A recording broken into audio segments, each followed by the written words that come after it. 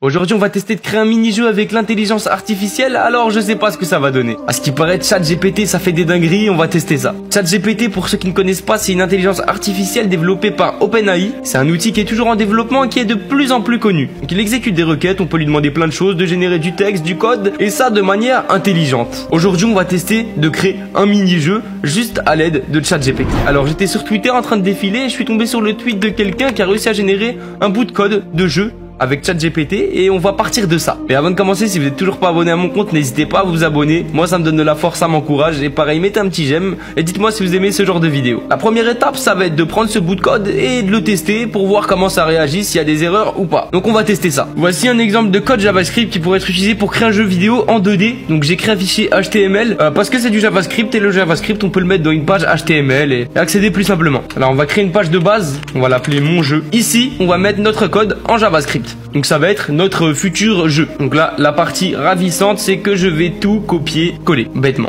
Alors je précise, c'est un test, donc un projet voué à l'échec parce qu'il n'y a pas de but, il n'y a pas d'objectif. J'ai lancé ça comme ça, j'ai pas de nom de jeu, j'ai pas d'objectif, je ne sais pas sur quoi on part en fait. Juste si on peut réussir avec l'intelligence artificielle à créer un truc, eh ben ça serait cool. Si on regarde bien notre code, il est découpé du coup intelligemment en plusieurs parties de base. Ça a été généré par une intelligence artificielle. Du coup, normalement, avec ce code, bah il n'y a pas grand chose qui va se passer en fait parce qu'on n'a pas les ressources et on va les créer ces ressources là, c'est-à-dire les images. En fait, on n'a pas d'image de fond et on n'a pas d'image de personnage. Donc il ne reste plus qu'à trouver les ressources, l'image de fond et le personnage. Pour ça, rien de compliqué, je suis parti chercher une image de fond, donc j'ai mis de l'herbe et des personnages. Bon, là il y en a plusieurs, on va en sélectionner qu'un seul en vrai. Donc on crée notre image 32 par 32, voilà.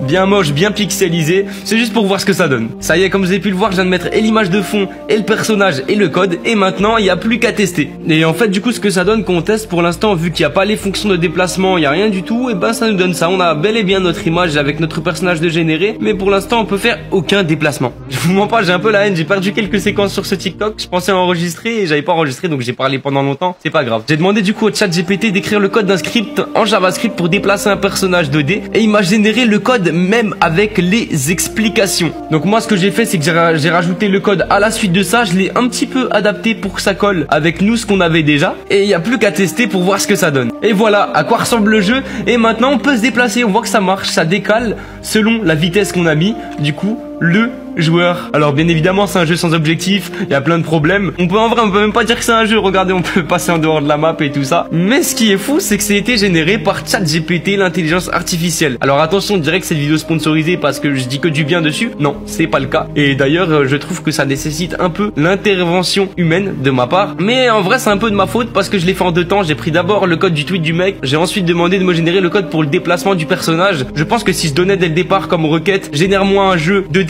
JavaScript avec un personnage qui peut se déplacer, il n'y aurait pas eu de problème. Là, je l'ai fait en deux temps. Voilà pourquoi ça a fait ça. Cette vidéo, c'était un peu pour faire un crash test ensemble. Moi-même, j'avais jamais testé. En tout cas, j'espère que ce concept vous a plu. Si ce genre de contenu vous plaît, n'hésitez pas à me le faire savoir.